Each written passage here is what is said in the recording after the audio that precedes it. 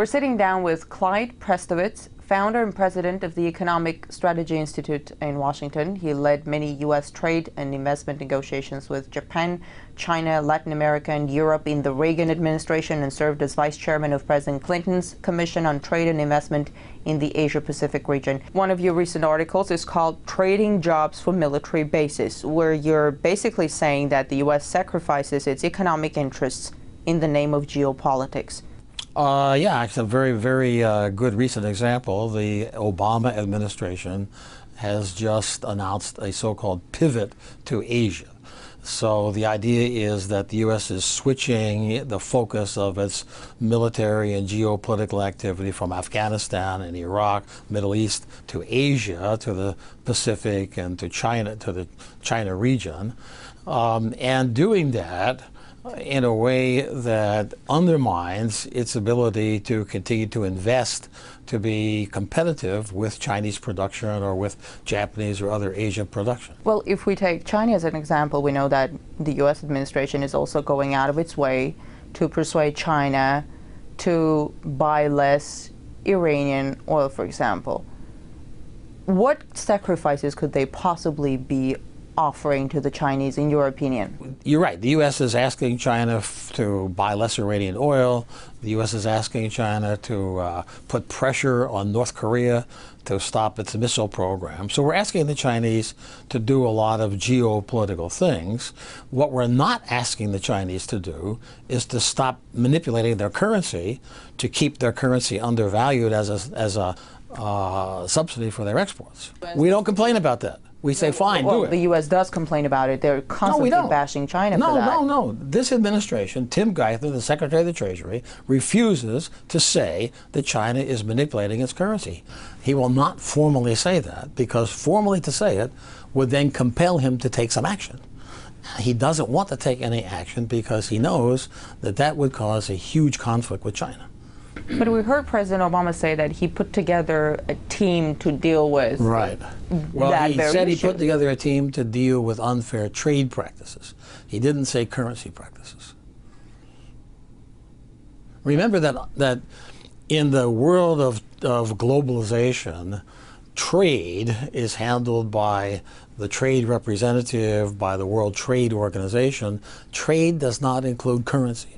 Currency is always handled by treasuries and ministries of finance and the IMF, two separate tracks. So when the president says he's dealing with unfair trade, he's not talking currency. And when he talks currency, he doesn't say currency manipulation because he doesn't want the conflict. And he doesn't want the conflict because? By not forcing the currency issue, it makes it easier for the president to ask the Chinese to buy less Iranian oil, or to ask the Chinese to pressure the North Koreans to stop their missile program. And so he doesn't want that conflict because he wants to ask them to buy less Iranian. He'd rather ask them to buy less Iranian oil than he would ask them to stop manipulating their currency.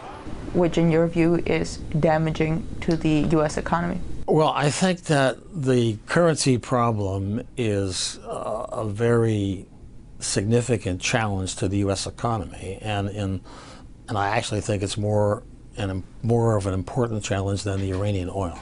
Also, in one of your latest articles, you try to imagine a statement by Hillary Clinton addressed to China. I'll read a piece of it. So it's Clyde Prestowitz writing as if he were Hillary Clinton addressing the Chinese. You see, our mutual friends in Asia, such as the Southeast Asian countries and Japan and South Korea, want to keep doing business like crazy with you, but also want us to be a kind of counterweight so that they don't totally fall under your influence, because we're no longer economically competitive. Our only counterweight tool is our military, which we are anxious to, to a guy with a hammer, all problems look like nails. But we don't really think you are a nail. It's just that we only have a hammer now, that you have pretty much taken all the other tools. No tools left, really? Well, the U.S. is suffering declining economic competitiveness. So we have a big trade deficit. We're heavily in debt to China and to the rest of the world.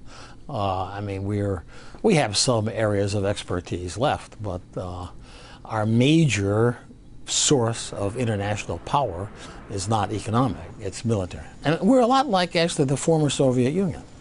Soviet Union didn't collapse because it lacked military strength. It collapsed because it lacked economic strength. The same thing's happening to the United States. Do you think it's collapsing? Well, not collapsing just yet, but it's not on a good track. Maybe someone in the administration behind very closed doors would explain to you that it's how the U.S. is protecting its economic interests through military means. What would you say if you heard that explanation? Let's look at the so-called the new pivot to Asia. We're beefing up our military deployments in the Western Pacific. There's no threat to us in the Western Pacific. China is not going to invade the United States. North Korea's missiles can't reach the United States. American oil doesn't come through the Straits of Malacca. So what's the threat? How is it that this military deployment is protecting our interests? I don't see it. I mean, I think it's an infatuation with empire. I think it's an infatuation with the exercise of power. It's a legacy of the Second World War and of the Cold War, and we have a big national security machine. And that machine is powerful politically in our system, and it looks for ways to make itself useful, and so that's what it does. But it's not clear to me that this is in the interest of the United States. The incentives in the system right now are for the production of tradable goods and the provision of tradable services to leave the United States. The United States is not pursuing any of the policies necessary to reverse the incentives because its total focus is on the geopolitical priority. So it's all about military bases and expanding U.S. military around the globe? It's all about maintaining the primacy of the U.S. national security establishment, yeah. At the expense of the U.S. economy? Yes. In terms of jobs, but not the interest of big corporations? Well, also the interest of big corporations. Why? Global companies can achieve a short to medium term benefit by moving production to China or elsewhere where they get big subsidies and incentives. However, typically when they make these moves, they also are compelled to transfer technology. And what we've seen in many instances in the past is that initially they seem to do well, but as they transfer technology, other competitors crop up and begin to catch up and overtake them. And so they do well for 5 or 10 years, and then suddenly they're out of business. Let's go back to the sacrifices and concessions that the U.S. makes in the name of geopolitics, as you were arguing.